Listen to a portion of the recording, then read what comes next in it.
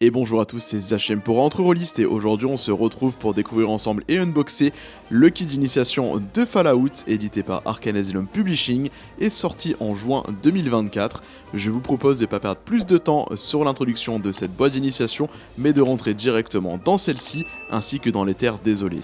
A tout de suite. Je vous propose du coup d'ouvrir cette fameuse boîte du kit d'initiation de Fallout.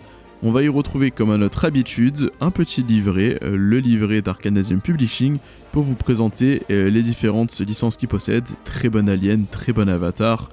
Voilà, je vous invite à aller regarder la vidéo que je fais sur Avatar, mais aussi également toutes les autres licences qu'ils ont à disposition. On met les deux côtés, et maintenant on va pouvoir ouvrir le set 2D avec les différents dés proposés pour ce jeu de rôle.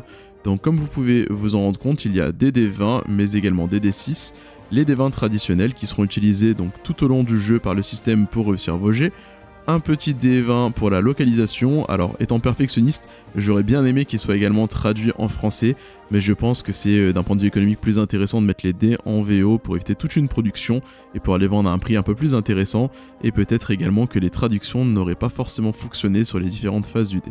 Voilà, donc ça c'est mon côté perfectionniste. Et enfin les différents D6 avec les phases, donc on a le fameux Volt Boy qui permettra de faire certains effets lors des combats, on va avoir également la double touche, la simple touche et le côté vite. Voilà du coup pour ces dés disponibles dans la boîte. On y retrouve également d'autres matériels, on va commencer avec un livret qui va être le livret pour vous introduire les différentes règles, qui est pas si petit que ça, on le met de côté pour l'instant. On a ensuite la partie aventure, il était une fois au Commonwealth qu'on parcourra par la suite, et les différentes feuilles de personnages avec Marvin, Hazel, le vieux colosse, Bailey, joyeux Tommy Doyle, Augusta Biron pour terminer, et enfin les différentes caps, donc vous en avez des rouges et des bleus. Il n'y a pas vraiment de différence, ce sera juste en fait pour faciliter les échanges avec vos joueurs. Les rouges vaudront 1, tandis que les bleus vaudront 5, mais vous pourrez aussi jouer avec des vraies capsules de bière, ce qui est plutôt cool, et il est possible d'en acheter des spécifiques proposés directement par Arkane Asylum en tant qu'accessoires de jeu. Voilà, je vous propose qu'on mette tout ça dans la boîte et qu'on commence par présenter un petit peu plus en détail les différentes règles et systèmes du jeu, et après on parlera un petit peu plus de l'univers et des différents scénarios, campagnes entre guillemets, présents dans cette boîte. Et du coup, je vous propose de découvrir un peu plus en détail le système des règles du jeu Fallout. On va pas commencer par le début, mais plutôt par la fin, vous allez vous rendre compte pourquoi. Le livret fait à peu près une 60aine de pages, et donc à la fin, on a une bonne vingtaine qui vont être des annexes, avec notamment l'équipement, mais surtout un élément spécifique de l'univers de Fallout et des jeux vidéo, c'est la liste d'aptitudes que pourront avoir vos personnages. Donc on en trouve toute une section dédiée à ça, avec tous ceux qu'on a connus dans le jeu vidéo, dont certains très traditionnels que beaucoup de joueurs ont joué forcément. Et après ces attributs-là, on va avoir tout ce qui va être les caps, la gestion de l'argent, l'équipement, les armes avec leurs différentes spécificités, qu'elles soient à distance ou au corps à corps, les drogues, mais également le fameux Pip-Boy, et pour terminer tout ce qui est la partie magazine. Donc tout ça voilà, c'est une partie des annexes, à peu près 20 pages du livre, et au début on va retrouver la partie des règles, avec les traditionnels qu'est-ce que le jeu de rôle, rapidement bienvenue dans les terres désolées, l'univers de Fallout, avec la description du spécial, et on arrive assez rapidement dans le personnage, et donc les spécificités de nos personnages. Fallout est un jeu de rôle un peu spécial, c'est un acronyme qui est souvent utilisé dans l'univers, et qui est vraiment typique de cet univers-là, qui signifie les attributs de votre personnage, le S étant Strength, le P la Perception, le E l'Endurance, le C le Charisma, le I l'Intellect, le A l'Agilité et le L le Luck. Mais le problème c'est que si on traduit tout ça, ça ne fonctionne plus vu qu'on aurait la force, la perception, l'endurance, le charisme, l'intelligence, l'agilité et la chance, et du coup on aurait plus cet acronyme spécifique, spécial, qui est vraiment au cœur de l'univers de Fallout. Votre personnage sera donc représenté par des attributs qui ont un lien avec des compétences. Comment fonctionne le jeu ? Très simplement, on va avoir du coup des seuils de difficulté qui vont être déterminés par votre MJ, il vous faudra faire 1, 2, 3, 4 ou 5 réussites, et donc vous allez devoir tirer 2 des 20 et faire en dessous d'un certain seuil pour avoir des réussites. Ce seuil est calculé de quelle manière ? Tout simplement en additionnant pour une compétence donnée, par exemple science, votre valeur de science avec votre valeur d'intelligence, ça va vous donner un chiffre, il faudra faire moins de ce chiffre avec les D20. Si on prend un exemple concret avec Augusta, on se rend compte qu'elle a 9 en intelligence et une valeur de science de 3, ce qui veut dire que si elle doit faire un test de science, il faudra que je prenne les D20 et que je fasse moins de 12 pour obtenir une réussite. je tire mes jets, ici j'obtiens un 7 qui est une réussite, et j'obtiens un 15 qui sera un échec. Si mon jet de science me demandait d'avoir une seule réussite, j'aurais donc réussi mon jet sans aucune difficulté, et donc l'action se passera comme prévu. Mais ce n'est pas tout, parce que au final, sur le dé, vous allez avoir deux phases assez spécifiques. Tout d'abord le 1 représentant le symbole de Voltec, qui signifiera une réussite critique, c'est-à-dire qu'elle comptera pour 2 réussites au lieu d'une seule, et le 20 qui vous imposera d'avoir une complication. Une complication, qu'est-ce que c'est? Donc c'est un élément qui va se produire narratif, qui va dire peut-être votre action aura été réussite, vous aurez réussi à passer le seuil de difficulté en ayant par exemple une réussite pour un seuil de difficulté de 1, mais votre 20 va complexifier un petit peu tout ça, en ajoutant un élément narratif qui ne sera pas en votre faveur. Prenons un exemple. Augusta remarque un supermarché qui semble désaffecté et pourtant qui pourrait contenir nombreux vivres et ressources dont elle a cruellement besoin. Elle décide de rentrer dans ce supermarché de manière furtive et le MJ lui demande de faire un jet de discrétion avec une difficulté de 1. Augusta tire ses jets, obtient une réussite et un 20. Elle arrive donc à se faufiler dans ce magasin, mais malheureusement, elle remarque derrière elle qu'une caméra semble être en train de la filmer, ce qui pourrait indiquer que si des êtres vivants ou des robots sont présents dans la zone, ils pourraient la détecter et donc savoir qu'elle rentre dans le magasin. Votre personnage disposera également de certaines facilités qui s'appelleront des atouts personnels et lui permettront de maîtriser certaines compétences pour faciliter ses jets, c'est-à-dire qu'il sera expert dans certains domaines spécifiques et donc lui permettront d'obtenir plus facilement des réussites critiques. Si nous prenons le cas d'Augusta par exemple avec l'intelligence et la science, il lui suffira d'obtenir une réussite pour avoir une réussite critique à la place. C'est-à-dire que pour Augusta qui a 9 en intelligence et 3 en science et qui a un atout personnel au niveau de la science, tout jet qu'elle obtiendra en dessous de 12 sera considéré comme 2 réussites au lieu d'une seule. On refait par exemple un jet ici. Augusta souhaite utiliser le générateur électrique pour désactiver l'électricité. Le MJ lui demande un test de science. Elle obtient un 5 et obtiendra donc 2 succès au lieu de 1 et un 11, 2 succès au lieu de 1. Elle aura donc un total de 4 succès. Il lui fallait seulement 2 succès pour réussir l'action, l'action sera donc couronnée de succès. Ça vous permettra plus facilement de dépasser les différents stades de difficulté que vous imposera votre maître du jeu. Et là je vous vois venir avec une petite question disant « Mais dis-moi Zachem, on peut avoir des seuils de difficulté de 1 à 5. Comment est-ce qu'on fait pour avoir plus facilement de réussite pour réussir des jets très complexes ?» C'est là qu'intervient une ressource spécifique, les points d'action. Votre personnage disposera de points d'action que vous pourrez utiliser pour effectuer différentes actions, dont notamment vous rajouter des D20 supplémentaires pour réussir vos tests de compétences. Vous avez donc un tableau à votre disposition qui vous permettra de savoir combien de points d'action vous devez investir pour ajouter des dés supplémentaires à votre lancer. En investissant un point d'action, vous pouvez vous rajouter un dé à votre lancer, donc avoir 3 D20. Avec 3 points d'action supplémentaires, vous pourrez avoir 4 D20, et avec 6 points d'action supplémentaires, 5 D20 au total pour votre lancer, donc pour faciliter votre jet qui pourrait être complexe. Mais ce n'est pas tout, parce que ces points d'action peuvent vous permettre également d'être utilisés pour d'autres actions totalement différentes. Vous pourriez par exemple poser une question MJ pour obtenir des informations, et le MJ devra vous répondre honnêtement, mais peut-être pas totalement.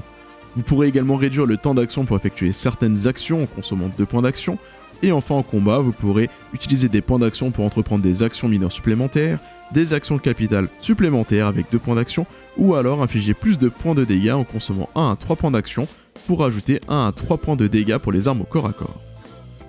Les points d'action seront donc une ressource partagée avec votre groupe, il peut y en avoir 6 maximum dans les réserves et vous en regagnerez uniquement lorsque vous aurez fait une surréussite à un test. Une surréussite correspond au fait, lorsque vous faites un jet face à un seuil de difficulté, d'avoir obtenu plus de réussite que le seuil imposé par votre MJ.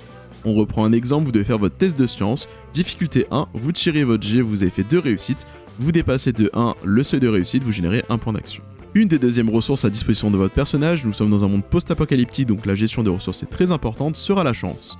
La chance sera déterminée par votre attribut de chance et vous permettra d'effectuer différentes actions. Par exemple, Vénard vous permettra de trouver exactement l'objet dont vous aurez besoin, la clé ou l'information sur un bout de papier qui vous est crucial. Reprenons l'exemple d'Augusta dans le supermarché, elle s'introduit et trouve directement, coup de chance, des munitions dont elle avait cruellement besoin et pourra peut-être s'enfuir avant l'arrivée de garde. Ou alors ce point de chance dépensé en Vénard pourrait lui permettre de dire « J'ai vu le compteur électrique qui se trouve sur la gauche, j'ai de la chance, l'électricité n'est pas activée, la caméra ne peut donc pas me filmer. » Et voilà, Augusta vient de se sortir de cette difficulté introduite par un vin naturel.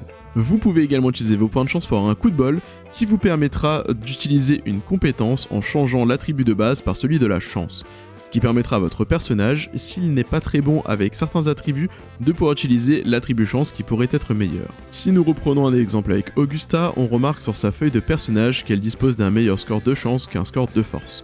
Si par exemple elle devait effectuer un jet de force pour déplacer un générateur très lourd pour couper l'électricité par exemple d'un bâtiment, elle pourrait utiliser coup de bol pour utiliser sa chance au lieu de son attribut de force pour effectuer le test et donc avoir plus de facilité à réussir celui-ci vu qu'elle dispose d'un 5 au lieu d'un 4. La chance vous permettra d'effectuer d'autres actions comme Parfait Timing qui vous permettra de bousculer les tours d'initiative. On en parlera tout à l'heure dans les combats, mais l'initiative fonctionne d'une manière très simple dans ce jeu. Si je reprends ma feuille de personnage, je remarque qu'il y a une valeur d'initiative, et on va jouer du coup dans l'ordre décroissant, la valeur la plus grosse à la valeur la plus petite. Le Parfait Timing permettra un petit peu de bousculer cette partie un peu figée du jeu, en disant moi je joue à tel moment en consommant un point de chance parce que j'ai un parfait timing, et je vais pouvoir tirer directement sur une créature ou un PNJ avant que celui-ci ait l'occasion de jouer avant moi, et donc potentiellement de me tuer. On ne pourra pas jouer 2 tours de suite si on décide d'utiliser le Parfait Timing. Cela remplacera mon tour de jeu qui aurait dû arriver plus tard dans la chronologie. Enfin, vous pourrez consommer vos points de chance pour Miss Fortune, non pas le personnage de League of Legends, mais qui vous permettra de retirer certains dés. En effet, en consommant un point de chance, vous pourrez retirer un dé 20 ou alors jusqu'à 1 à 3 dés 6 de dégâts en fonction de ce que vous avez besoin. Cependant, il ne sera pas possible de relancer plusieurs fois le même dé.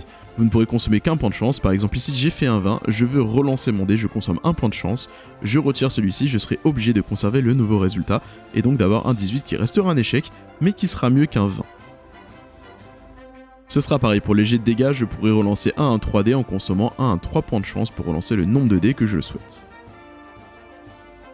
La chance est donc une ressource qu'il faudra utiliser avec parcimonie, le seul moyen d'en regagner sera des moments spécifiques par votre MJ, des moments spécifiques de l'histoire où votre MJ vous redonnera la possibilité de gagner ces points de chance là, donc à utiliser de manière intelligente. Je vous propose de parler un petit peu plus des combats, donc tout à l'heure on a évoqué l'initiative qui était par ordre décroissante, et donc dans le combat vous pourrez faire différentes actions, et ça fonctionnera de la même manière que ce qu'on a vu jusqu'à présent. Si vous souhaitez effectuer une action de tir par exemple, on va reprendre Augusta, on va aller regarder notre caractéristique, et donc du coup, ici pour une arme à énergie, on va regarder notre perception et ajouter le point qu'on a en compétence, tirer les dés 20 et calculer le nombre de réussites à rapport à la difficulté imposée par le maître du jet ou un jet d'opposition. Aussi simple que ça.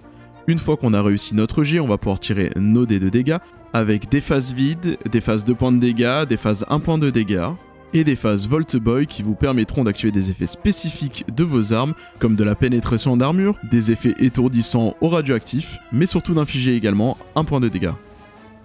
On pourra lancer plusieurs fois des jets de dégâts si vous choisissez pour les armes au corps à corps d'investir des points d'action. Je vous le rappelle, on peut investir jusqu'à 3 points d'action pour ajouter des dés de dégâts supplémentaires au corps à corps. Et à distance, vous pourrez consommer des munitions, donc c'est une ressource, les munitions qui sont plutôt rares dans le post-apocalyptique, qui vous permettront du coup de tirer plusieurs fois et donc en rafale sur une cible. Pour chaque munition que vous décidez d'investir, vous pourrez rajouter un dé de dégâts à votre jet dans la limite de cadence de tir de votre arme. Ce qui veut dire que si elle est une valeur de 5, vous pouvez tirer jusqu'à 5 munitions et rajouter 5 dés de dégâts pour votre attaque. Bien sûr, une fois qu'on a tiré les points de dégâts, on va regarder la localisation et appliquer les effets et les dégâts à la cible. Et ce sera tout pour le système, on y retrouve les spécificités pour les dégâts, le soin, les zones et les distances. Et on retombe sur la liste des aptitudes qu'on a vues au départ dans le livret de règles. Je vous propose de le mettre de côté et de rentrer un peu plus en détail dans l'univers et surtout dans le livre d'aventure. Dans cette bonne initiation, on vous proposera du coup une aventure, il était une fois au Commonwealth. Mais si on parlait un petit peu de Fallout. Donc pour rappel, Fallout c'est une série de jeux vidéo qui existe depuis 1997 et qui a été créée à la base par Black Isle Studio. Ça vous propage dans un univers uchronique, à peu près se déroulant entre le 22 et 23e siècle rétrofuturiste de type Atom Punk, influencé par le monde social-culturel d'après-guerre des États-Unis des années 50, mais surtout par le thème de la guerre froide. C'est un univers qui est très sympathique, très coloré et surtout qui a une bande originale spécifique et donc je vous invite à aller regarder la série Amazon si vous n'avez jamais joué aux jeux vidéo. Donc sur Amazon Prime, vous avez une série Fallout qui est extraordinaire et qui vous permettra de vous décrire l'univers, la population, mais aussi la mentalité des gens, les interactions entre les différentes personnes, et franchement elle est super bien faite, elle reprend exactement l'univers du jeu vidéo, donc si vous avez manqué les incroyables Fallout, allez au moins voir cette série pour bien masteriser et bien introduire l'univers à vos joueurs. Cette aventure du coup, elle est répartie en 5 chapitres. Le premier chapitre sera une introduction pour le maître du jeu, le chapitre 5 sera la partie table de butin, et donc on aura 3 chapitres d'aventure, chaque chapitre étant composé d'actes, eux-mêmes composés de scènes. Ces aventures sont linéaires et doivent se jouer l'une après l'autre, et vous permettront également d'introduire petit à petit les règles du jeu. On va commencer du coup avec le chapitre 2 qui est la première aventure, nommée l'abri 95.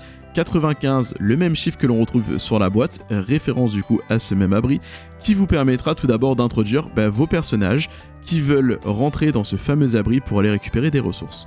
Et donc il y aura toute une partie avec une première scène plutôt narrative pour permettre de bien poser l'ambiance entre vos différents joueurs, la confiance qu'ils pourraient avoir entre eux. Donc on va aller dans un moment narratif entre vos joueurs pour vraiment rentrer dans le vif du jeu de rôle. Va arriver très rapidement une deuxième scène, une scène d'embuscade avec des pillards qui vont vous permettre de rentrer directement en détail dans les mécanismes et le système de jeu pour les combats. Par la suite arrivera très rapidement l'acte 2 qui vous permettront de découvrir et de plonger dans ce fameux abri 95 dans lequel peut regorger nombreux trésors. Et je n'en dirai pas plus sur l'aventure, sinon je vais vous spoiler l'intégralité de cette campagne en 3 parties. Cette première aventure se terminera sur une très belle conclusion qui vous amènera au chapitre 3, les ruines de Boston, qui vous plongera directement dans le Commonwealth et donc les terres désolées, sans pitié où vous allez pouvoir découvrir comment se passe la vie à l'extérieur dans les terres de Fallout. Cette partie-là est un peu moins linéaire, on est plus dans du bac à sable, on va explorer des terres avec toute la faune et la flore qui peut s'y trouver, et elle vous permettra d'arriver au chapitre suivant qui est la Terre Promise, une fameuse ville, la ville de Diamond City.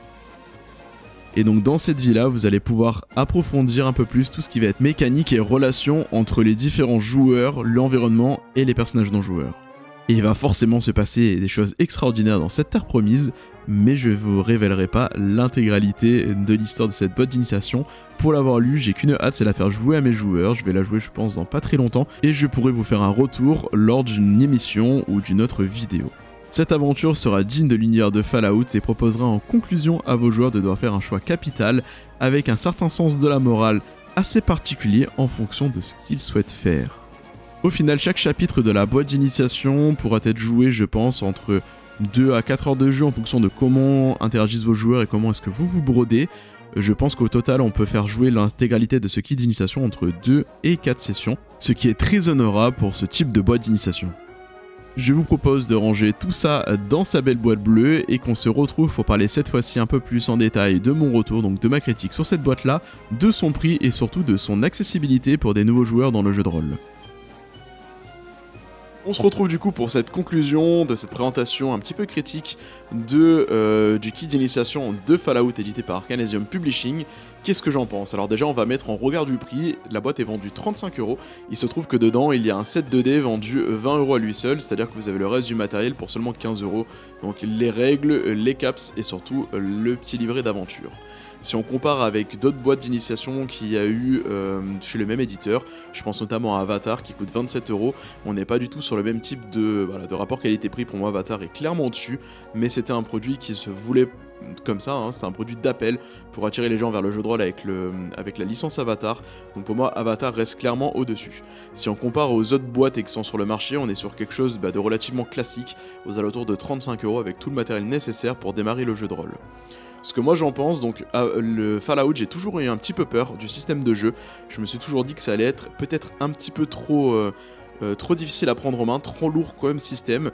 Au final, de ce que j'ai lu, ça a pas l'air si complexe que ça. On lance 2d20, on va comparer le nombre de réussites. Voilà, je pense qu'il faut vraiment que je le mette autour d'une table, que je le sorte pour le faire jouer à mes joueurs, pour vraiment me rendre compte si le système est si lourd que ça.